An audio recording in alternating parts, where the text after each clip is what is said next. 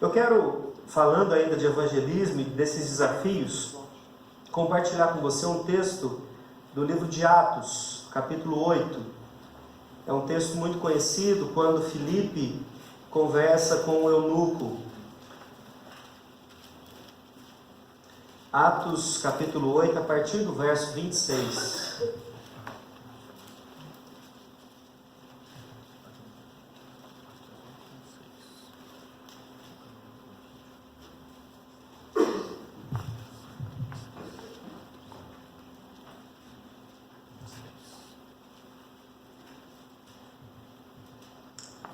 Atos dos Apóstolos, capítulo 8, verso 26, diz assim: Um anjo do Senhor falou a Filipe, dizendo: Dispõe-te e vai para o lado do sul, no caminho que desce de Jerusalém a Gaza, este se acha deserto. Ele se levantou e foi. Eis que um etíope, eunuco, alto oficial de Candace, rainha dos etíopes, o qual era superintendente de todo o seu tesouro, que viera adorar em Jerusalém, estava de volta e assentado no seu carro vinha lendo o profeta Isaías. Então disse o Espírito a Filipe: Aproxima-te desse carro e acompanha-o.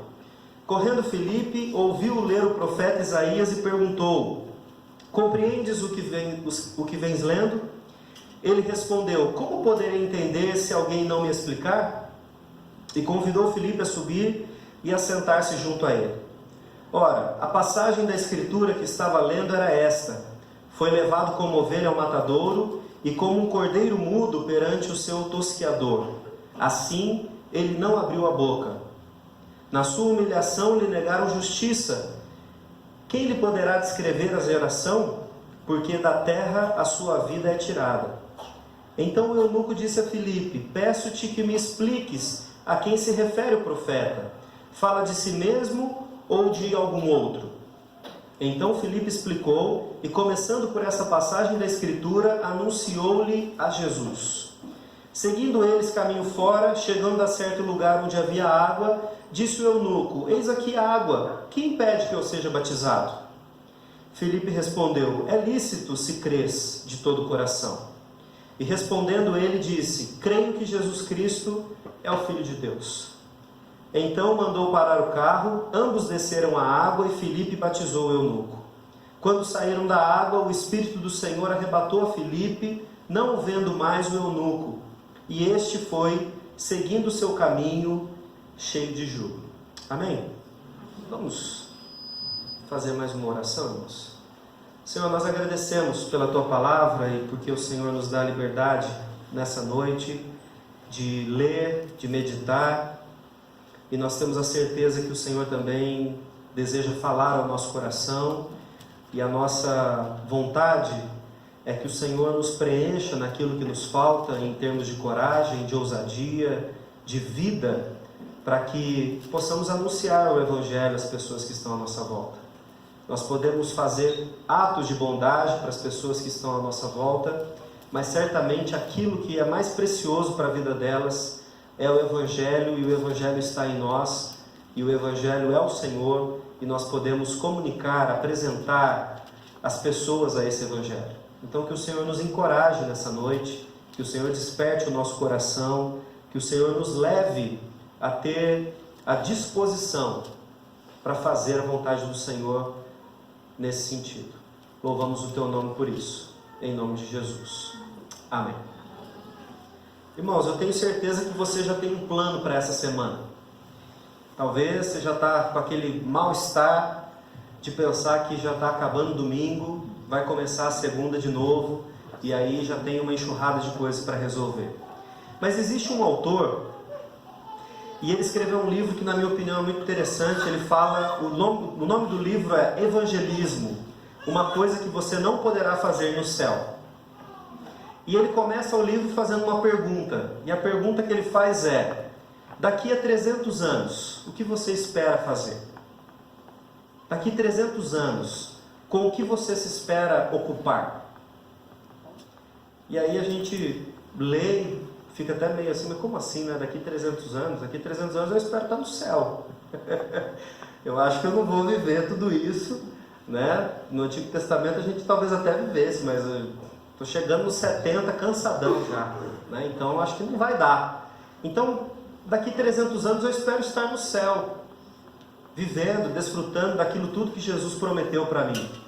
E o autor do livro, ele diz que se daqui 300 anos o que vai importar para nós é estar no céu, hoje o que mais deveria importar para nós deveria ser pensar no céu, fazer as coisas do céu.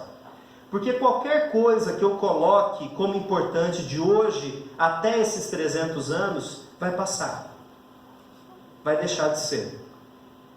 Ah, mas é para a minha subsistência, é para a minha vida, é para eu continuar, é para os meus filhos. Tudo bem, tudo isso vai passar.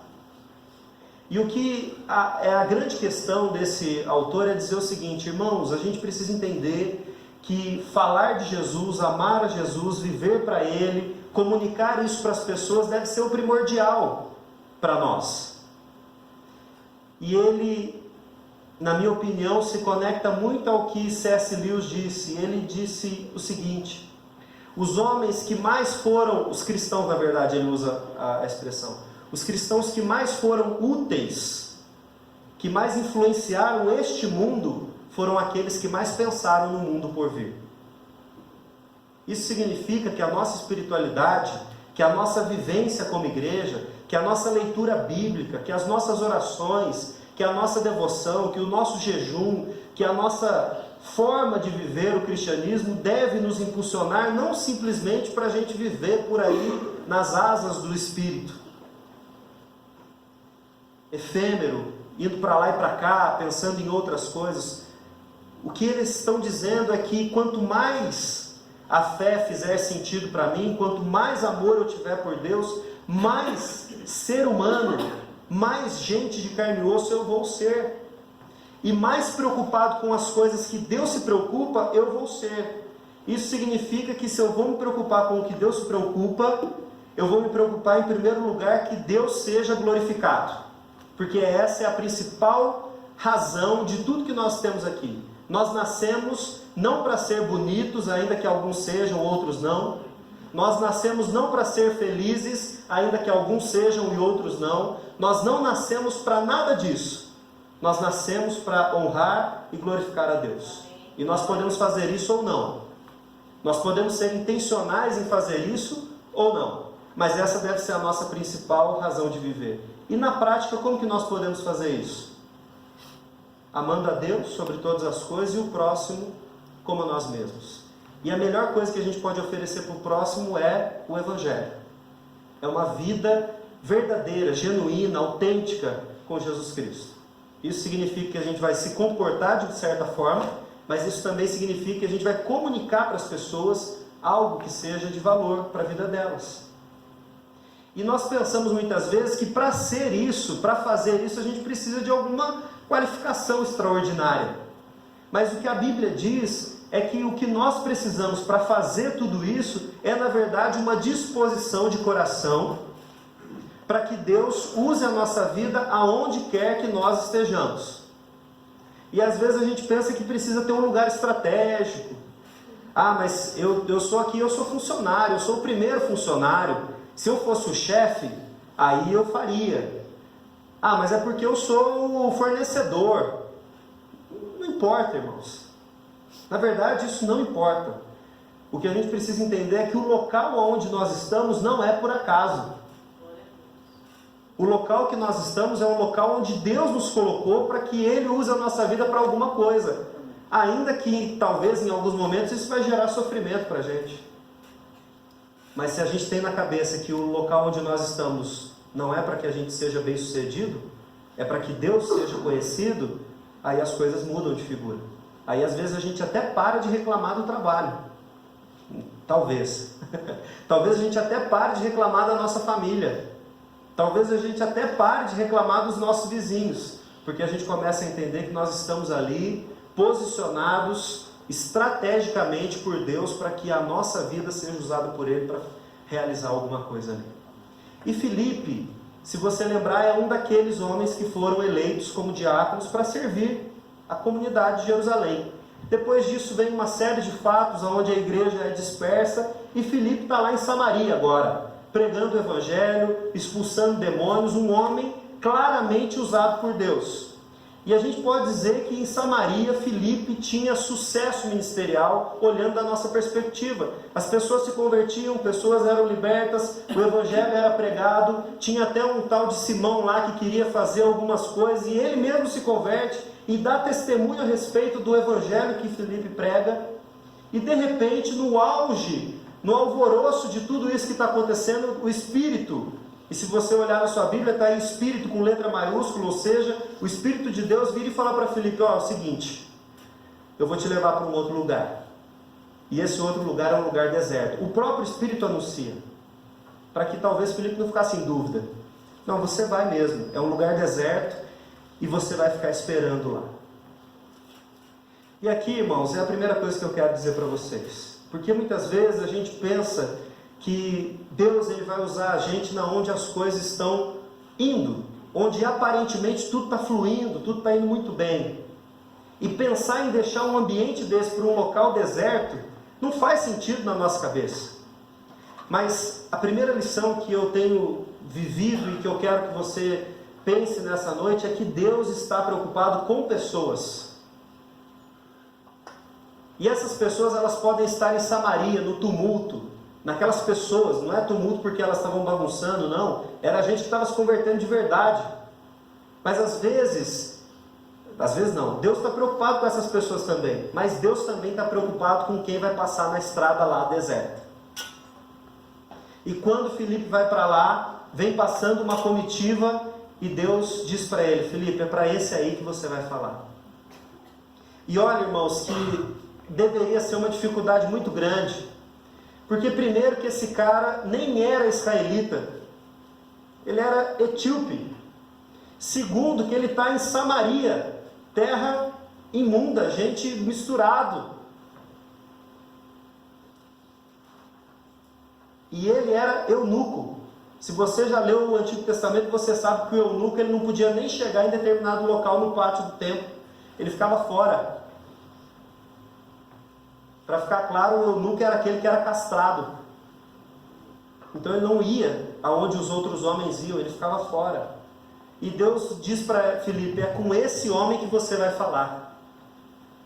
Ah, mas dava para Filipe saber tudo isso só por ver o homem? O texto diz que ele era alto oficial de uma rainha. Normalmente os reis não deixavam quem ficava junto com a rainha não ser castrado. Então tudo isso estava ali, presente. Mas Filipe não questiona Deus, percebe? Filipe não fala assim: mas Deus, mas em Levítico? Filipe não discute aqui. Pedro, em uma outra situação, tenta debater com Deus, né? Ah, mas... Não, agora Filipe está obedecendo. Por quê? Porque Filipe entendeu que Deus está preocupado e quer alcançar as pessoas, independente se essas pessoas estão numa multidão ou se elas estão numa estrada deserta, independente se elas são o ideal. Sabe aquela pessoa que você olha e você fala: gente, se essa pessoa se converter, imagina o impacto que isso aqui vai ter? Não, vai ser aquele cara lá, etíope, eunuco, que ninguém conhece, que está indo embora, né? Porque ele está voltando para a Etiópia, ele está voltando, então ele não vai fazer nada de bom ali, não vai acrescentar muita coisa onde a gente está, mas Deus está preocupado com as pessoas. Eu não estou dizendo para você, irmãos, que você tem que pegar a sua malinha e ir para um lugar deserto. Na verdade, essa é a mentira missionária que a gente precisa desfazer. Sabe por quê? Sendo muito honesto com vocês, irmãos, o que eu faço é fácil. Cada hora eu estou conversando com alguém que provavelmente eu nunca vou ver. Tudo bem que eu tenho uma única chance, muitas vezes, de pregar o evangelho para esse homem, para essa mulher, e talvez seja a única chance que ela vai ter de ouvir o evangelho. É fácil. Normalmente essas pessoas não me perguntam se eu cuido bem da minha esposa, se eu bato nos meus filhos, se eu pago minhas contas. Agora, as pessoas que estão próximas a você, o seu vizinho, pessoa da sua família, o cara que trabalha junto com você, essas pessoas sabem se você é estúpido com a sua esposa, se você tem nome no Serasa, se você age A, B ou C. Só que é para essas pessoas que Deus está nos chamando para pregar o evangelho. E é para essas pessoas que Deus derrama a sua preocupação, inclusive estabelecendo um missionário para que aquela pessoa seja alcançada. E quem que é esse missionário? Você. Nossa, Deus meu. Pastor, se lá em casa podia bem ser o Augusto Nicodemos, não precisava ser eu, porque tem umas perguntas lá que eu não sei responder. Se fosse o Hernandes, então fechava. O cara fala bem, tal. Não, é você, sou eu. E olha que mexer com a nossa família é coisa difícil, hein? Não estou falando que é fácil, não. Mas eu estou dizendo que a gente precisa estar consciente de que Deus nos chama para alcançar essas pessoas. E Deus está preocupado com essas mesmas.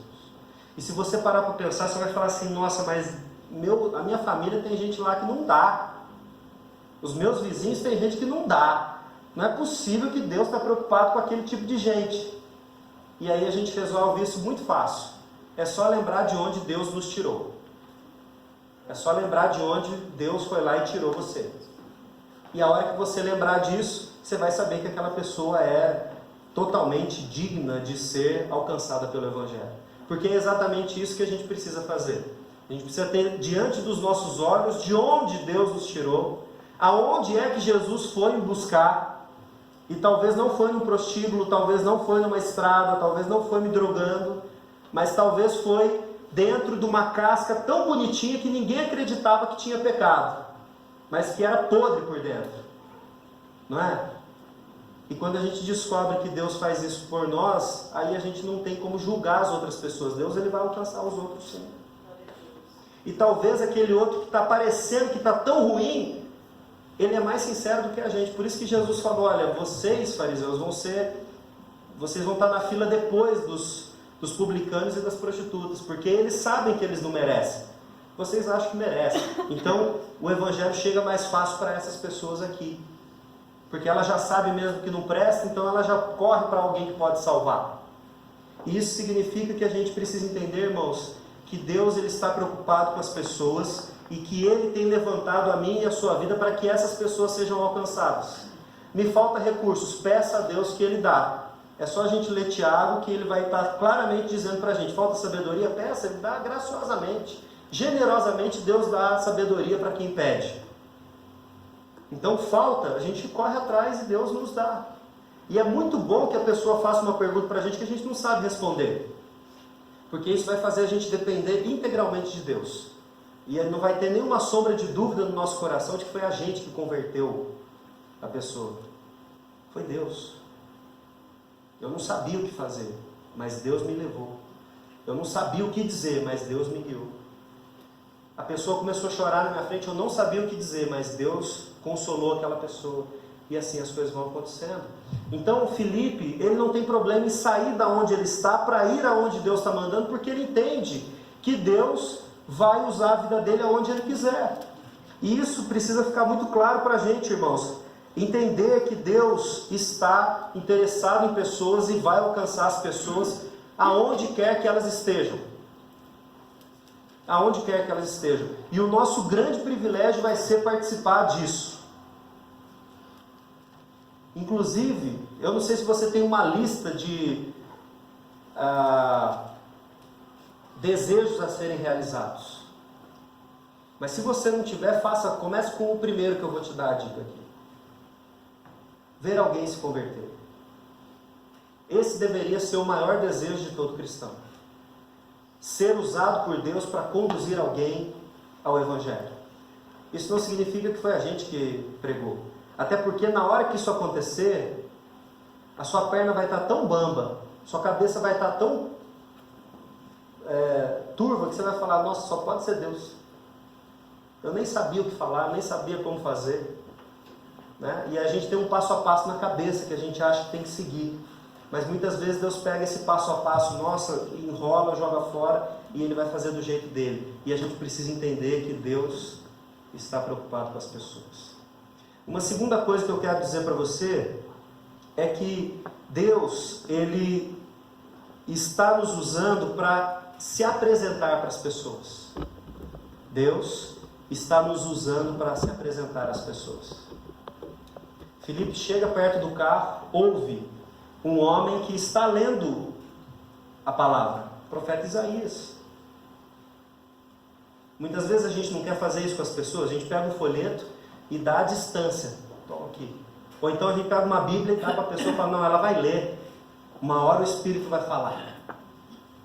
É só dar, é só entregar que não tem problema. A gente podia resolver o nosso problema, gente, muito fácil. Quantas pessoas, quantos habitantes tem em Franca? 300, 400, 500? 350 mais ou menos. Oi? Uns 350. Uns 350. É só a gente fazer 350 mil folhetos, contratar essas empresas dos carinhas que ficam distribuindo folheto na rua e pronto, está evangelizado Franca, gente. Vocês nunca pararam para ter essa ideia? Pode pegar a ideia que eu estou dando, não precisa nem patentear, pode usar. Aí depois de entregar esses 350 mil folhetos, a igreja não precisa se preocupar mais com a evangelização, com cumprir a ordem de Deus. Está feito. A não ser que a gente entenda que o folheto ele é um instrumento para que a gente se aproxime da pessoa, para que a gente tenha um diálogo, para que a gente crie um vínculo, para que a gente fale de coisas para essa pessoa que são difíceis até para a gente mesmo viver, mas que são importantes. Porque o Evangelho é isso, né? O Evangelho é a gente lidar com a nossa miséria para ajudar o outro a lidar com a miséria dele. Não é que a gente está num pedestal e o que vai ser evangelizado está lá embaixo. Não, a gente é tudo igual, gente. Vocês leram a Bíblia comigo não, mas vocês já leram a Bíblia como eu já li, e você sabe que o pecado fez o que com a gente? Nivelou, colocou todo mundo igual. Ah, mas é presidente, não importa, todo mundo está no mesmo nível. E o Evangelho funciona para mim como funciona para você e vai mudar a nossa vida. Então a gente precisa entender que Deus ele vai usar a nossa vida para se apresentar às pessoas. E aí Filipe se aproxima desse homem e fala, você está entendendo o que você está lendo? Na minha biblioteca pessoal eu tenho mais de 15 livros sobre evangelismo. Estratégia, método, não sei o quê.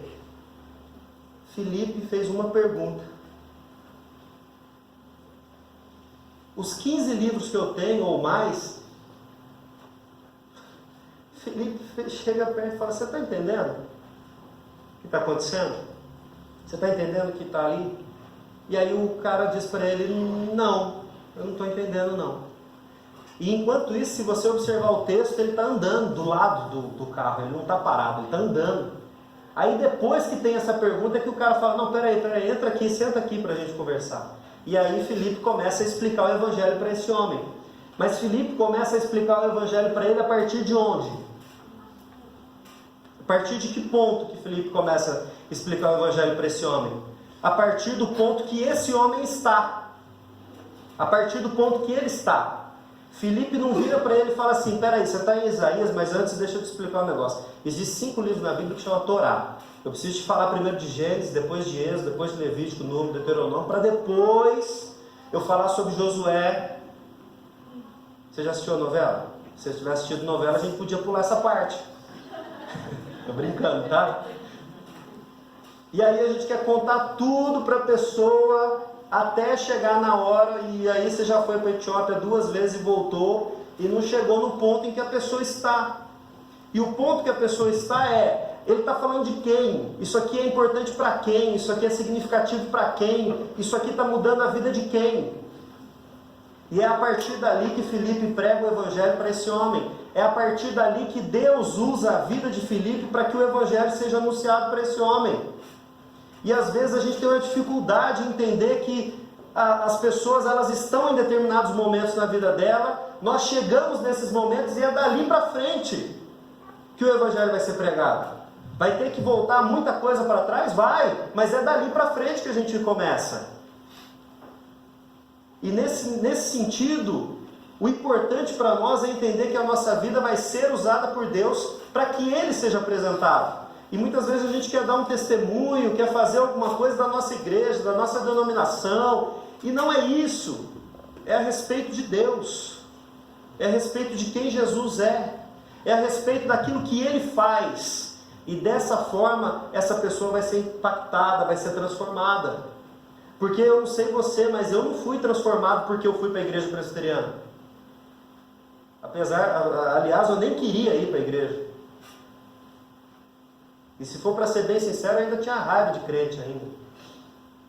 Depois a gente fica na igreja, a gente acaba ficando com raiva de novo. Mas aí a gente ora, Deus muda a gente, né? Mas de vez em quando a gente fica. Mas não foi a igreja que mudou a minha vida. Eu não sei, assim, a igreja, eu estou dizendo, a instituição, o nome. O que mudou a minha vida foi o relacionamento com as pessoas ali.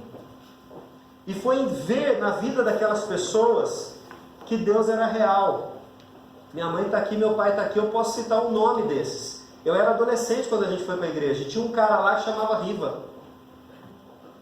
O Riva era irreverente, era alegre, era brincalhão, era uma série de coisas, mas era um crente.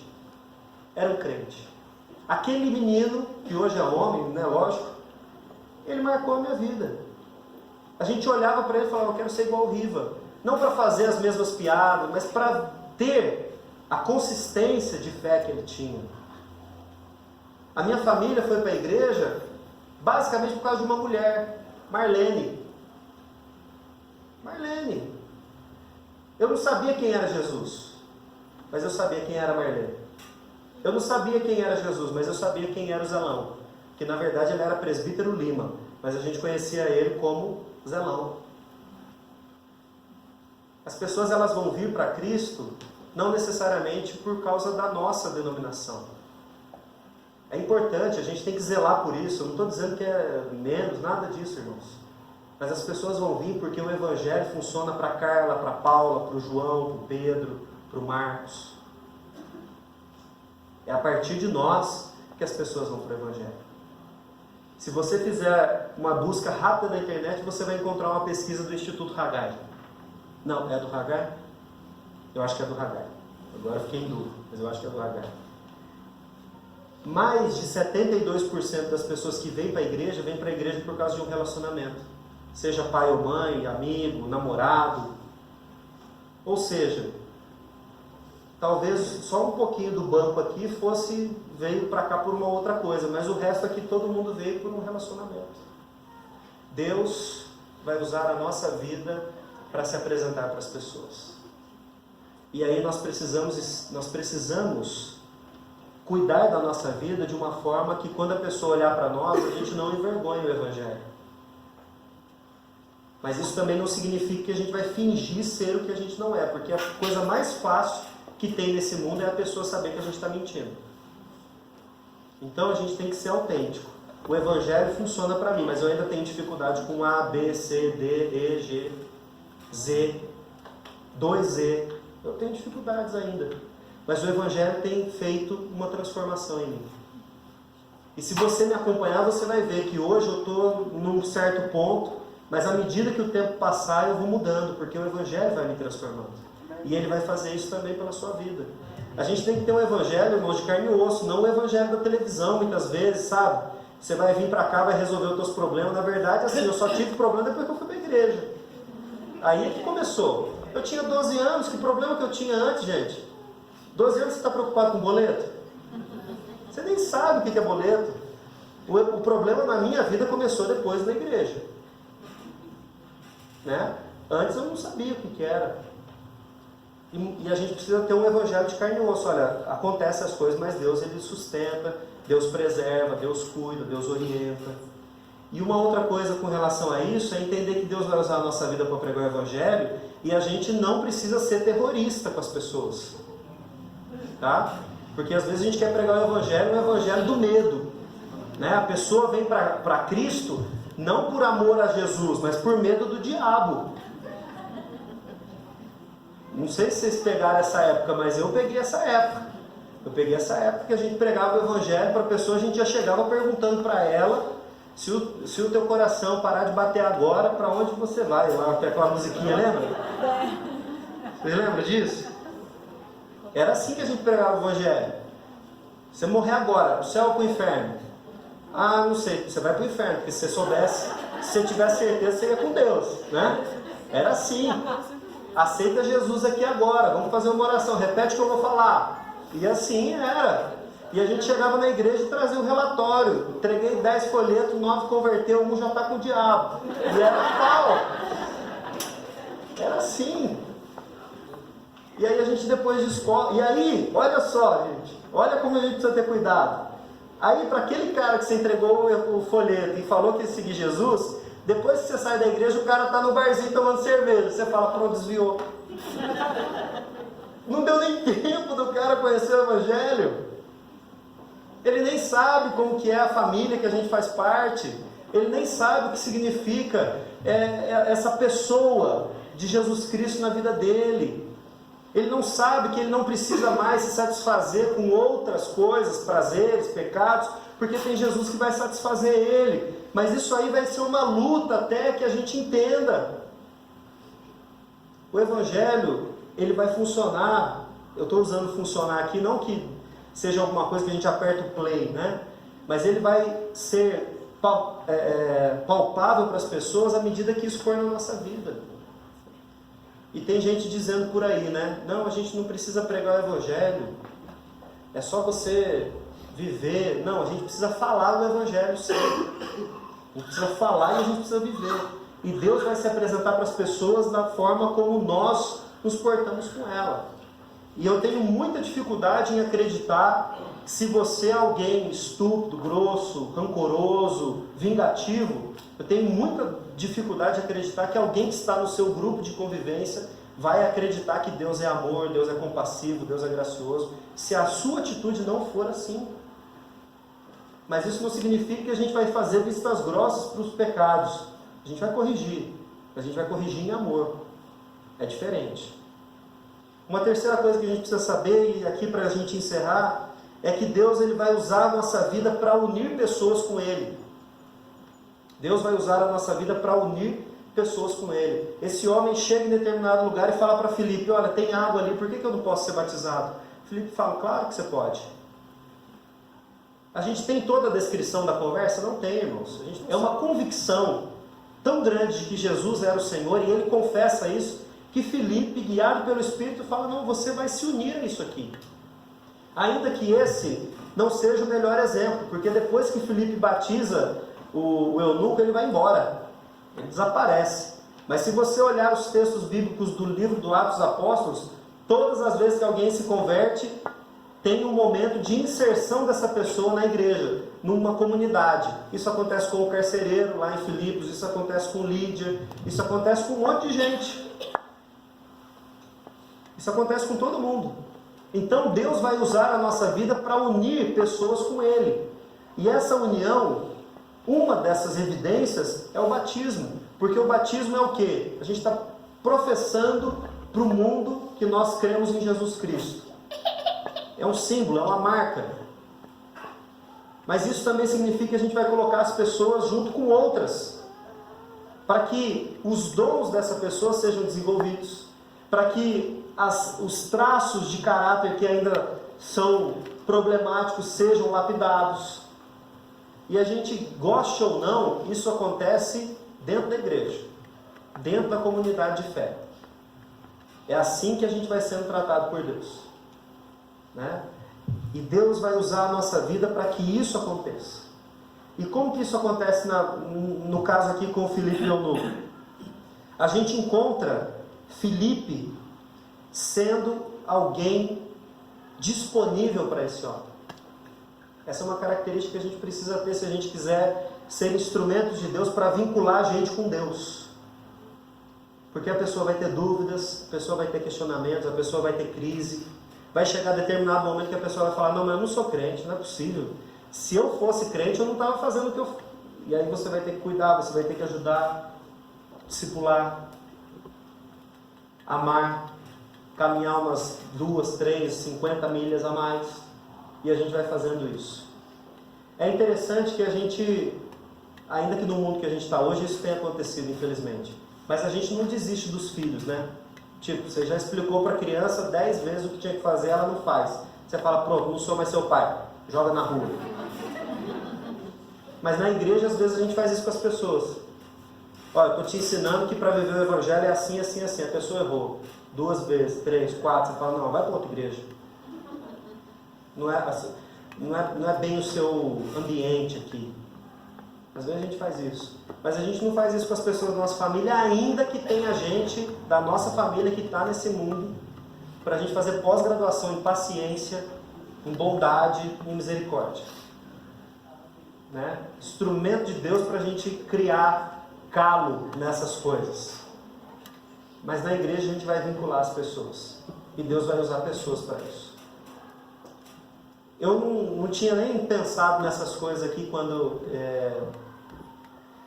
eu vim pregar. De lembrar que, por exemplo, foi aqui que eu fui examinado. Eu não tinha me atentado que o Marcelo fez parte da igreja de vocês. E essas pessoas, que aparentemente não tem nada a ver, né, com o que está acontecendo aqui, elas são instrumentos de Deus para abençoar a nossa vida. Porque pastor também tem momento que você fala assim, eu vou largar o ministério. Eu acho que eu não estou aguentando mais esse negócio, não. Não faça o pastor de vocês passar por isso, tá? Tenha misericórdia. Mas às vezes a gente é assim. Oi? Amém? Amém? Mas às vezes a gente passa por isso. E quem é que é a pessoa que vai nos aconselhar para falar, não, descansa, ora mais, caminha mais? É uma pessoa que foi daqui, que agora está lá, que tem outras experiências, Deus usa para abençoar uma vida, outra. A gente não sabe como Deus vai usar a nossa vida, mas a gente precisa estar disponível. Então, irmãos, Deus, Ele está interessado nas pessoas. Seja ela quem for, aonde quer que ela esteja. Deus vai usar a sua vida para apresentar Ele para essa pessoa. Então a gente precisa estar disponível para isso. Deus quer usar a nossa vida para se apresentar para as pessoas. E Deus quer usar a nossa vida para unir essas pessoas com Ele.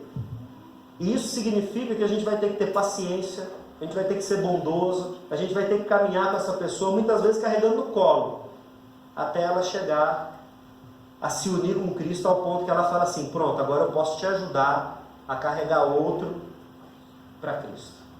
E é assim que a igreja funciona. De tudo isso que eu disse, irmãos, a única coisa que a gente precisa aqui é disponibilidade. Se você tiver um curso de pós-graduação em teologia, vai ser ótimo, vai ser excelente. Mas se o seu coração não estiver disponível, o diploma não vai fazer nada por você. O que eu quero dizer para você é que, como Filipe foi usado por Deus, nós podemos ser, e nós estamos nessa condição de ser usados. Muitas vezes a gente tem se escondido, mas à medida que a gente tiver coragem para falar, Deus, eu estou aqui, no meu trabalho, eu estou aqui na minha família, Ele vai falar com a gente, e Ele vai usar a nossa vida para isso. E vai ser uma bênção para você, não pense que vai ser um transtorno, vai ser uma bênção. Você vai crescer espiritualmente, você vai amadurecer espiritualmente, você vai viver o que de fato a Bíblia fala sobre uma vida plena.